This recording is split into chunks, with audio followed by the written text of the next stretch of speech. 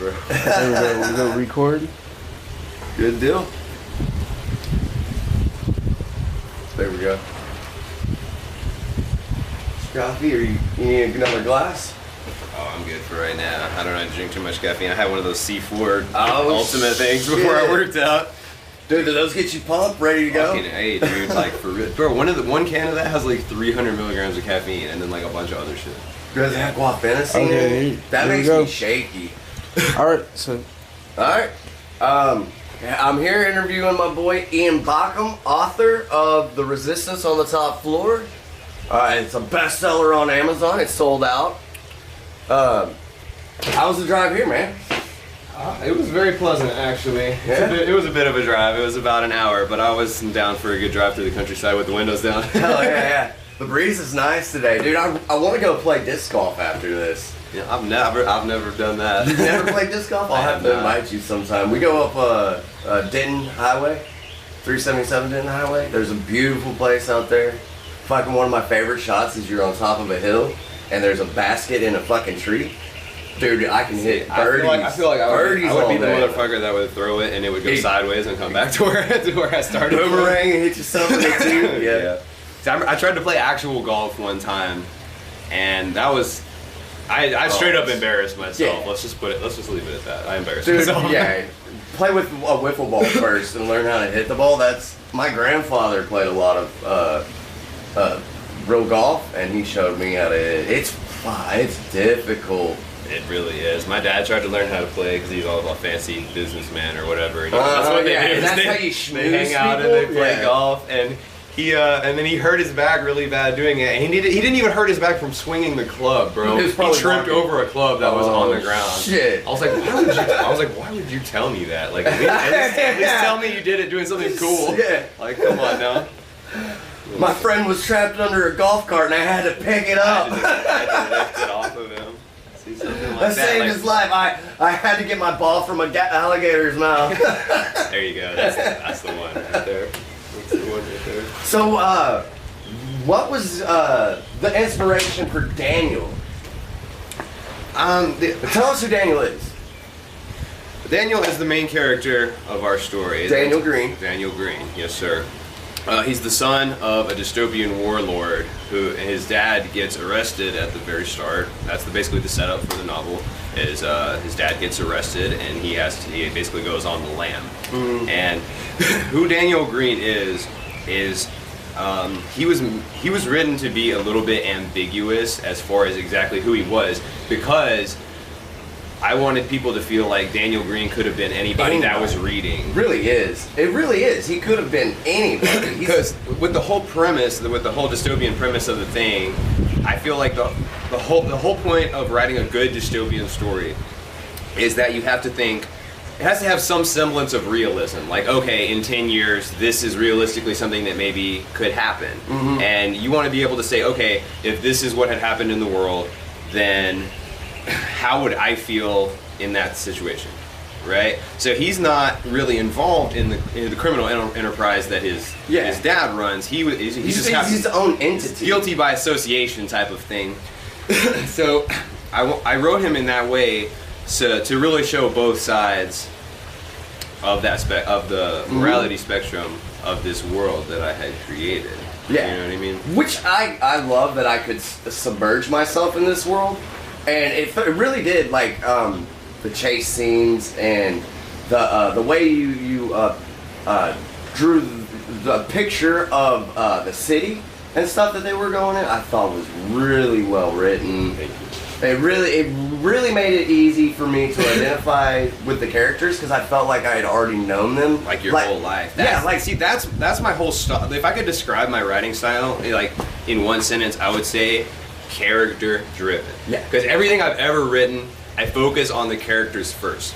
Because you can write the best fucking story that's ever been come up with. You can come up with the best idea and you can be the best at, description and dialogue. And at the end of the day, if you don't care about what happens to the characters, none of that fucking means anything. None of it matters. Yeah. Okay? Because especially in something that involves a lot of action, it's a lot of high risk situations, a lot of adrenaline pumping situations. If you aren't invested in the characters that you've created, You know, like, if the reader isn't invested in the characters, there's no sense of danger because they don't care. The reader's not going to care what happens to them. Yeah. You know what I mean? I was the whole way. I was like, somebody's gonna die. Somebody's gonna die, and it better not be. I won't tell you who it is. Oh shit! But it's good. It's good when it happens. It's really good. I feel like I knew Delilah and her friend. What's her? Dahlia and Dahlia. Alicia, yeah. I feel like I knew them in high school. Like they were chicks that like I had a crush on. Is that from like a personal experience with girls you've known through your life, or was it just something that you felt in your heart? Well, the inspiration for Dahlia specifically. Well, here's the thing. I'm gonna back up a little bit. Every character in this book is based directly on somebody I know in my real life. Okay. And some of them are even named directly after people I know. So, Alicia was based off of. We won't mention them because we don't want to have to pay them rights. Yeah. Alicia's based off of a good friend of mine that I've known for a while, and then Dahlia was actually based off of when I wrote it, my then girlfriend, now my wife. Oh yeah. So the whole vibe that that Dahlia gives off of charisma and wisdom and stuff like that, somebody that you can really get behind Personal to do traits something. of somebody you knew personally. Pun not intended. It was funny anyway. But because the whole drive of her character, I feel like the whole draw of her character, and you can correct me if I'm wrong on this, is that when you're reading her lines and how she interacts with the other people in the book, it's like really, it makes it feel like a little bit more believable that all these people would get behind this cause. Yeah. You know what I mean? She's somebody that actually cares, and she's strong and she's independent, and she's somebody you can really feel like you can trust and to follow into situations, and she'll be able to take care of you. Yeah, she mean? has, even if she doesn't know where it's going, she displays confidence thoroughly, even in her weak moments. And because the time in my life when I actually wrote this book, I had actually I had a traumatic injury to my spine, and I had to do rehabilitation for months, and I couldn't work and everything like that.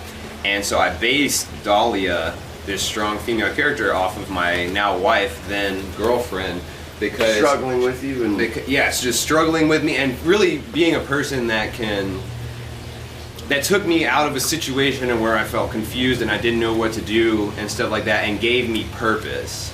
You know what I mean? And that's kind of like what Dahlia does for Daniel in the book. He's at the very start, his whole life is uprooted, and he doesn't know what the fuck to do.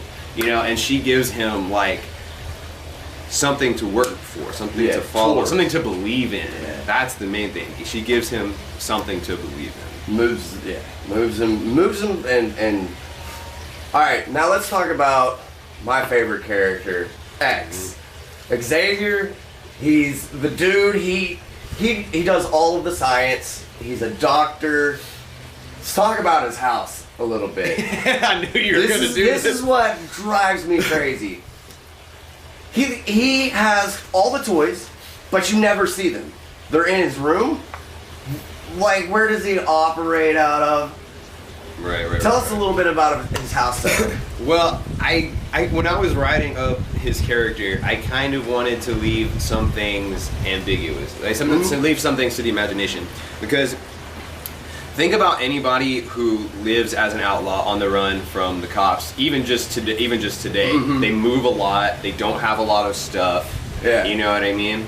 They don't want to pack a lot, so that's why. So in my mind, the Xavier's apartment, like as you know it from the book, for all you know, you don't know how long he's been there, how long he's gonna stay there, because I mean the span of the book is like, it's a very short time frame as far, like a time window. So I kind of wanted to paint him as a mysterious kind of guy that will just pack up and leave and move somewhere else on a moment's notice. You know what I mean? Because he doesn't really, he likes to stay by himself, you can tell. He gets annoyed at everyone for even being in his space, but he's caring enough. He really does care. Even though he's nonchalant about everything, every aspect of his life, he is so nonchalant. It's kind of like what I want to be. You know, I Just want not to just be care about like, yeah, like nihilist, a total nihilist. Yeah, I mean his whole philosophy. I wanted to add him as a character because everybody else in the central group of characters that are mainly involved in the story are so gung-ho about, you know, morality and about justice.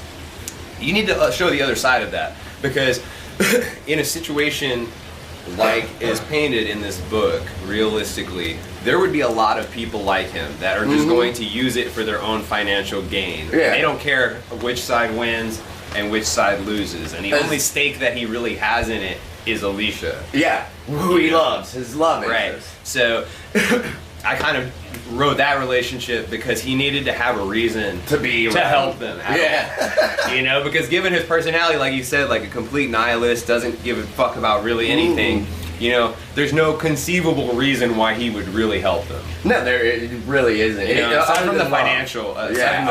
aspect. But like- that's only coming from Daniel's father, which we don't know where Daniel's father is. We haven't heard nothing Yeah. about him. That's why we want to wait for the second book. We want to see it. We want it in our hands, tangible. What are you doing now, and what's for in the future? Like what kind of projects I'm Yeah, working on? what are you working on? Well, I am working on the sequel and the last installment. It's going to be a duology, The Library at the End of the World. That's Nice. the second one in the series. Nice. It's going to go a little bit more into... I'll try to say it without spoiling anything that happens in the book, but it's going to tell a lot more about the people that they rescued during the story. It's going to tell a lot more about what happens to his dad, you know, and what he has to go through with that, how he has to come to grips with That's what's going to happen about that. That's gonna be good. It's going to paint a little bit more of a picture of like what's going on outside of their small, I guess, cell, you would call it. You know what I mean? But I can tell you right now that it's not going to end in any kind of finite way. It's going to be very open-ended.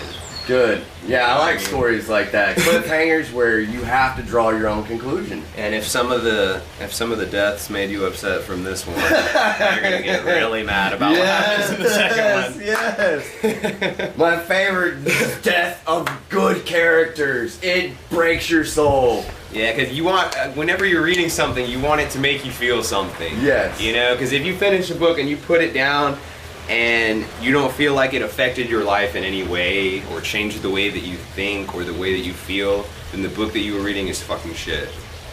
And that's just the bottom line. And that That's goes right. with anything, film, art. You know, if it has to make you feel something. Mm-hmm. You know what I mean? And whatever you feel is obviously always open to interpretation.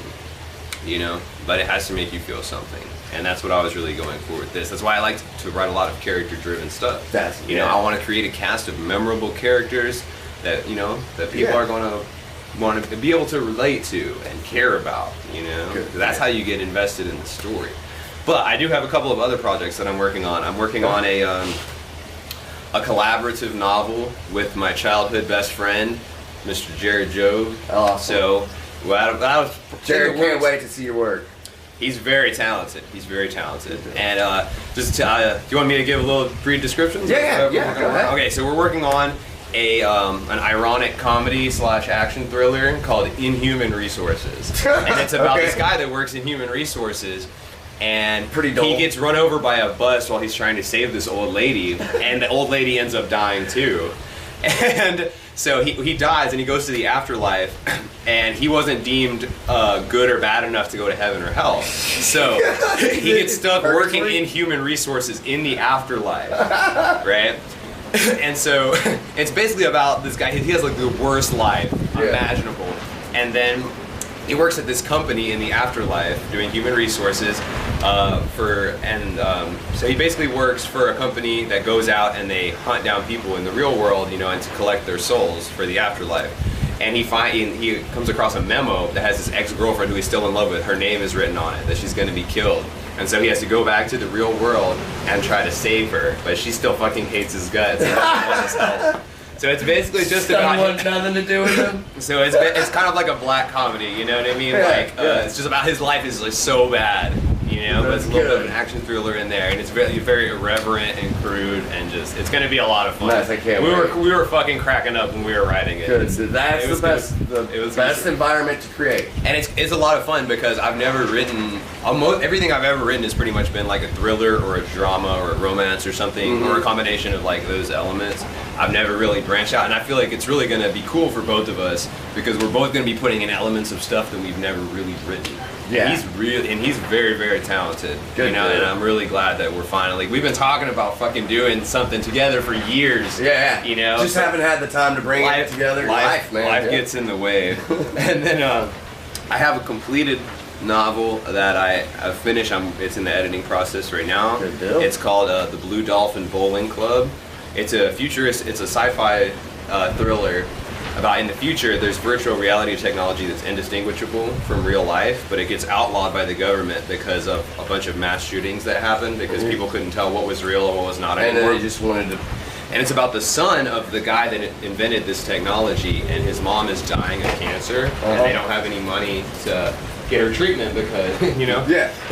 And so it's about this high school kid, and he meets these people that show him this place, this underground club called the Blue Dolphin Bowling Club. It's like a bowling lane, but it has like an underground basement thing where people use the virtual reality technology as like an illegal fight club in virtual reality. Oh, and cool. so he enters into this. The three of them enter into this tournament to try to win the money for his mom, but. Everything goes sideways because it turns out that since it's illegal, there's a lot of ties to organized crime and stuff, and so they end up getting kidnapped by the European cartel because they're so good at it. He ends up being like a prodigy at it, like he's unbeatable. Yeah. And so he gets kidnapped by this cartel that makes him fight for them in virtual reality to win money. You know? Yeah. For his life. Like a gladiator from back in the Roman days. You fight for our fucking entertainment. Yeah, and so I'm really excited. And if you keep killing, you get to live. And that one's really cool because in this fictional underground fight club thing is located in Deep Ellum. Oh shit! Dallas, so I know the grounds there. There's a lot of local landmarks and stuff in there. Because that could make a good switch into when VR is really good. Dude, you can play the book. Because I know that that's going to happen. Mark my fucking words. I want everybody to mark my words right now. In the next 50 years, that book is going to come true. Yeah. Oh, hell yeah. Ahead of the curve. Ahead of the curve. Because, I don't know, I just thought it would be really cool to do something that's based in, like, an actual real location. Because as you notice in here, it never says where they are. Yeah, but I can landmarks, you see it in the downtown, like, skyscrapers and stuff. But in this one, the city that this one takes place in is meant to be ambiguous. I didn't really have anywhere particular in mind while I was writing it because the whole point is like this is happening everywhere. So wherever they are could be anywhere. Yeah. It could be Midwest. It could be fucking New York. It could be Dallas, New York. Chicago. It doesn't matter. You know. Doesn't matter. So I left that a little bit open-ended. And then of course I'm working on the sequel to this, The Library at the End of the World. Where can people find you? As far as like where they can find my work? Yeah, where can they find your book? You can find my book on Amazon.com, and for a brief time it was available at Black and Bitter Coffee and Books in Duncanville. They are currently out of stock, but I'm working as fast as I can to get them some more copies. Yeah, I completely underestimated how successful my book signing event was going to be. Broke the record for the most people that have ever come to one at that place. So we ran out of books. Actually, not even everybody that wanted a book ended up being able to get one, which was a little disappointing. I got 3. Thank you so much for that. I had so much fun giving away your book. Thank you for doing that. Yeah, that was super cool. Y'all gotta check that out. I'm gonna have that up on my YouTube channel. Nott Dustin. Thank you for doing this interview. It was good seeing you again. Thank you very much.